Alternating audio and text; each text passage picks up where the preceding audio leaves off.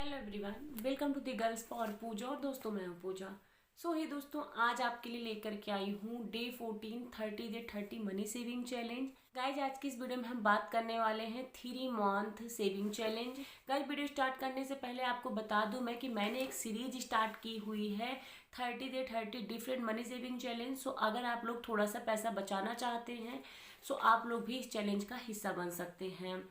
Guys देखो, लाख कोशिशों करने के बावजूद भी हमारे पास सेविंग नहीं हो पाती या फिर हम सेविंग नहीं कर पाते हैं, क्योंकि कोई हमारा पर्सनल प्रॉब्लम होती है या फिर हमारे खर्चे इतने ज़्यादा हो जाते हैं कि हम कंट्रोल ही नहीं कर पाते और हमें पता ही नहीं चलता कि मंथ के एंड में हमारी सैलरी कब खत्म हो गया, फिर हमारे पैसे कब खत्म हो गए।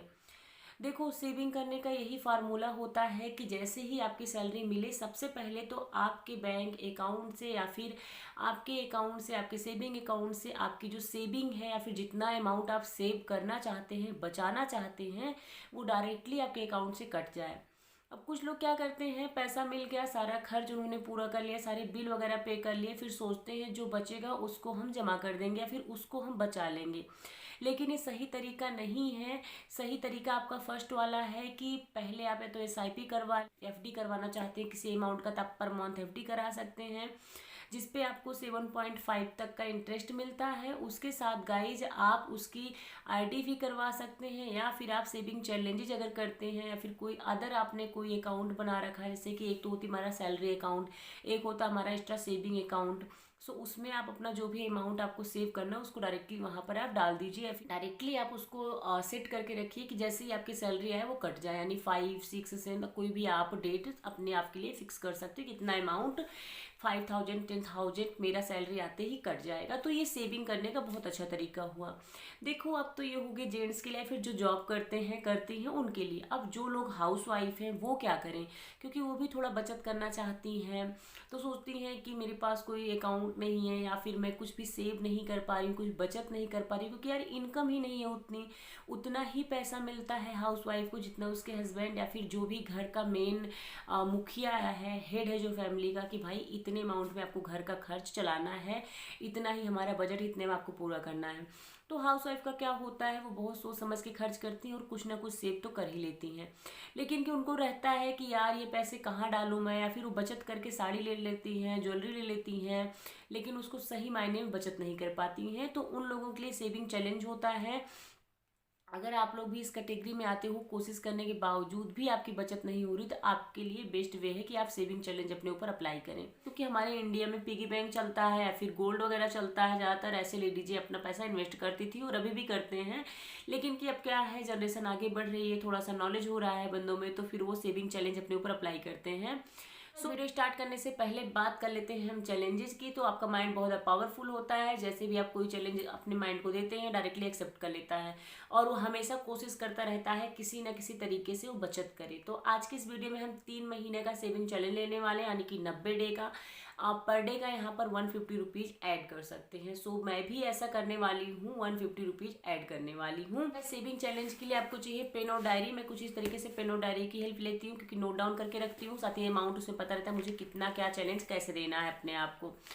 गाइस, मेरा मेन टारगेट है 1 year 1 lakh rupees saving challenge. अभी चल रहा है मार्च और मैं धीरे धीरे अपने टारगेट की तरफ बढ़ रही हूँ। मेरा यही मेन फोकस है कि मैं 1 महीने में ना कुछ करके तो 10,000 रुपये ज़रूर बचाऊँ, और ये पैसे मेरी सेविंग से हो सकते हैं या फिर मेरी सैलरी से हो सकते हैं, मेरे एक्स्ट्रा इनकम से हो सकते हैं, साथ ही साथ जो मुझे घर के लिए मिलते हैं, हाउस होल्ड के लिए जो मुझे खर्चे मिलते हैं, घर का कुछ भी हो गया उसके लिए जो मुझे मिलते हैं, उससे भी मेरा चैलेंज ये हो सकता है। तो मैं यही कोशिश कर रही हूँ कि पर मंथ में 10,000 रुपीज़ सेव करूँ, जिससे कि 12 मंथ के अंदर अंदर मेरा जमा हो जाए 1,20,000 रुपये। मैं आपको बताऊंगी कि कैसे किया, कैसे नहीं, या फिर कितना अमाउंट पहुंचा है, वो भी दिसंबर में आपको पता चल जाएगा। स्टार्ट करते हैं। और हाँ, कोई भी अमाउंट छोटा बड़ा नहीं होता है, आप कोई भी अमाउंट ले सकते हैं। 10 रुपये से भी स्टार्ट की जा सकती है, 10,000 से भी सेविंग स्टार्ट की जा सकती है। आपके ऊपर डिपेंड करता है कि आपका बजट कितना है, आपकी इनकम कितनी, और आप कितना बचाना चाहते हैं। कुछ इस तरीके से आपने नोट डाउन किया है, #डे 14 30 मनी सेविंग चैलेंज, यानी 30 day money saving challenge, 3 month saving challenge है। पहले मैं इस वाली डायरी की हेल्प लेती थी, इसमें अपने चैलेंजेस वगैरह लिखती थी। अभी ये मेरा पर्सनल चैलेंजेस के लिए जो मैं खुद के ऊपर अप्लाई करती हूँ, ना कि वीडियो में, और मैं आपको बताऊँगी कौन कौन से चैलेंजेस लेती हूँ। साथ ही रही बात मेरे इस वाले बाइंडर की, सो मैंने इसको मीशो से लिया था, फिर से बता रही हूँ मैं। और इसमें अपने चैलेंजेस रखती हूँ मैं 10 रुपीज़, 20 रुपीज़, 50 रुपीज़, साथ ही 100 रुपीज़ और 200 rupees and Monday money saving challenge मैं अपने आप को इस टाइम पे दे रही हूँ। उसके साथ एक बाइंडर मेरा ये है जिसको मैं हर मंथ फिल करती हूँ, जैसे कि मॉम के लिए। नेक्स्ट ज्वेलरी के लिए, आप ऑनलाइन कोई भी ज्वेलरी परचेज करते हो आर्टिफिशियल या फिर गोल्ड वगैरह, उसके लिए। नेक्स्ट है मेरा कुछ इस तरीके से बिजनेस के लिए, जैसे कि यूट्यूब के लिए कुछ मैंने परचेज किया। ये है इमरजेंसी, यानी कि जब भी मुझे नीडेड होगी मैं इसमें से निकाल लूँगी। ये है इमरजेंसी फंड, इसको मैं नहीं निकालूंगी कभी भी जब तक मुझे कोई भी ऐसी इमरजेंसी ना पड़े कि इसकी नीडेड ना हो जाए मुझे। फास्ट फूड का है तो अभी फिनिश चल रहा है, क्योंकि आप समझ सकते हो 17 है आज और 18 को वीडियो लाइव होगी ये। सो ये फुट बियर के लिए है, इसमें 200 या फिर 300 ऐड करते थे, जैसे किसी मंथ मैंने ले लिया फुट बियर तो ऐड नहीं होगा अगर एक्स्ट्रा खर्च हो गया तो। मोबाइल फ़ोन के लिए है 500 रुपीज़ ऐड करती हूँ पर मंथ में। ब्यूटी एंड सैलून के लिए है तो इसमें मैं 100 रुपीज़ ऐड करती हूँ। उसके साथ है मिसलिनियस बेटियों के लिए है, मेरे ट्रेवल के लिए है, इसमें मैं 500 रुपीज़ सेव करती हूँ पर मंथ। फैमिली बर्थडे है तो इसमें मैं कोशिश करती हूँ 300 या फिर 500 रुपये ऐड करने की, जैसे मुझे लगता है जिसका मंथ बर्थडे पास में आ रहा है, बर्थडे मंथ। ये हमारी बर्थडे और एनिवर्सरी की है। मेकअप एंड स्किन केयर में 500 रुपीज़ ऐड करती हूँ। होम डिकोर में 100 रुपीज़, बिकॉज मैं कुछ भी परचेज नहीं करती हूँ होम डिकोर का।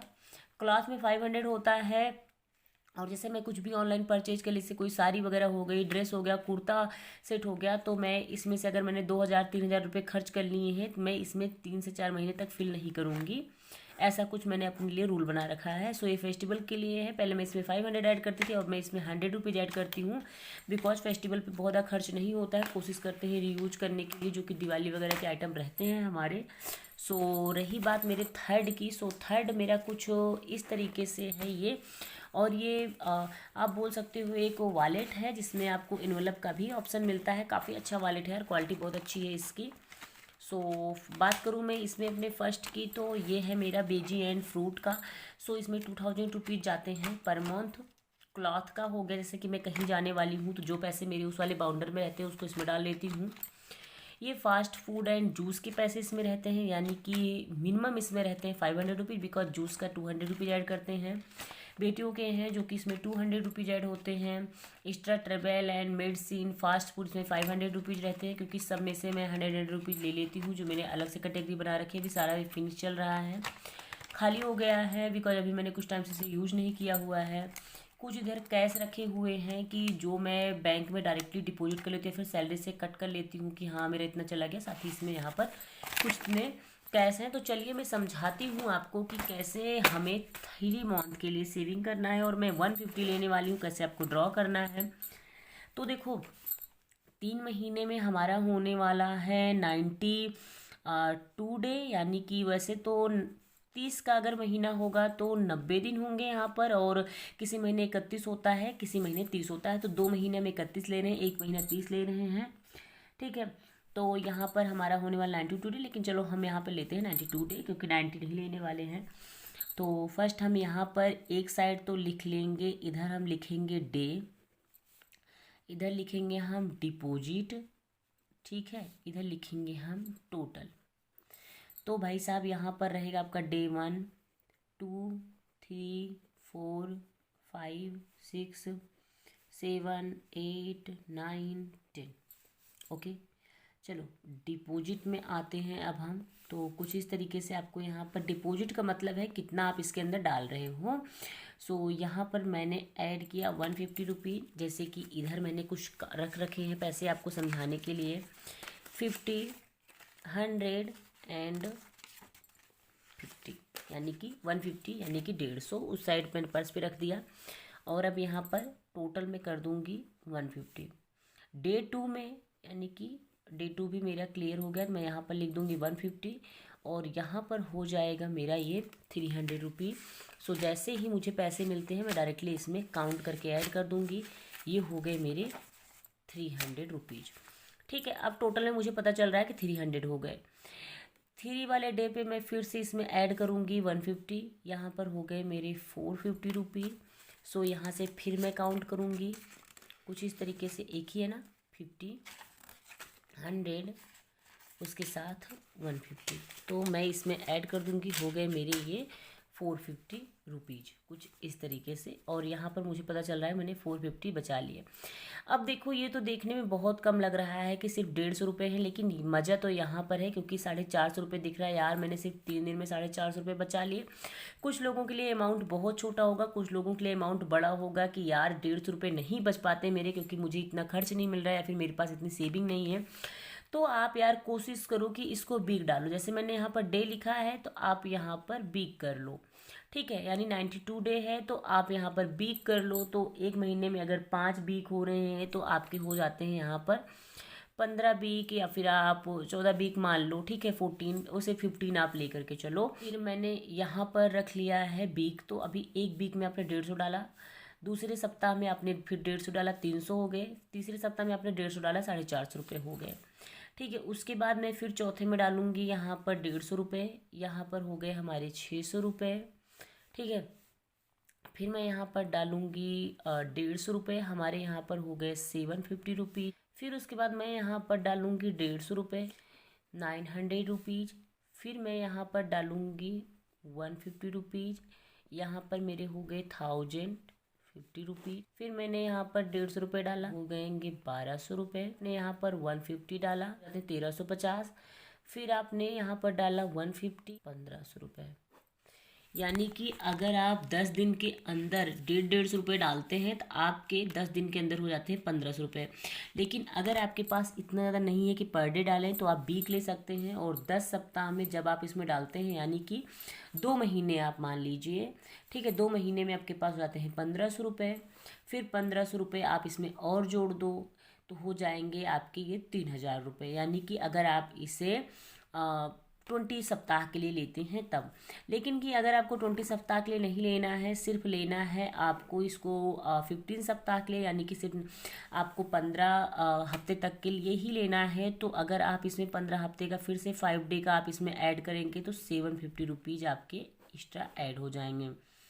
सो गाइज आपके पास यहाँ पर हो जाते हैं 2250 अगर आप इसे 15 सप्ताह तक रेगुलर करते हैं। लेकिन हम करने वाले हैं 90 डे के लिए।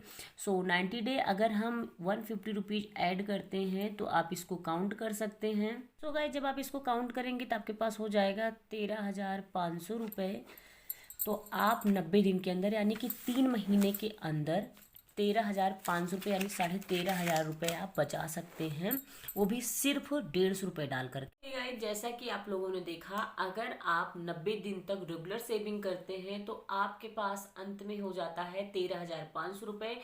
और अब बचाए गए पैसों की जरूर एक एफडी करवाएं, यानी कि फिक्स डिपॉजिट। अगर आप 1 साल के लिए करते हैं तो आपको इसमें मिलता है 7.5% का इंटरेस्ट, यानी 7.5% का इंटरेस्ट आपको मिलता है। तो काफ़ी अच्छा अमाउंट आपके पास सेव हो जाए, क्योंकि घर में रखे हुए यार आपको 1 भी रुपये नहीं बढ़ने वाला, उसमें 1 रुपये नहीं जाएगा बल्कि खर्च ही हो जाएगा। क्योंकि अगर आप की नज़र पैसों पे पड़ेगी तो ऐसा होगा कहीं इसको हम कुछ ले लें या फिर कहीं पे भी डाल लें, कुछ भी परचेज कर लें। सो आप उनकी एफडी जरूर करवाएं।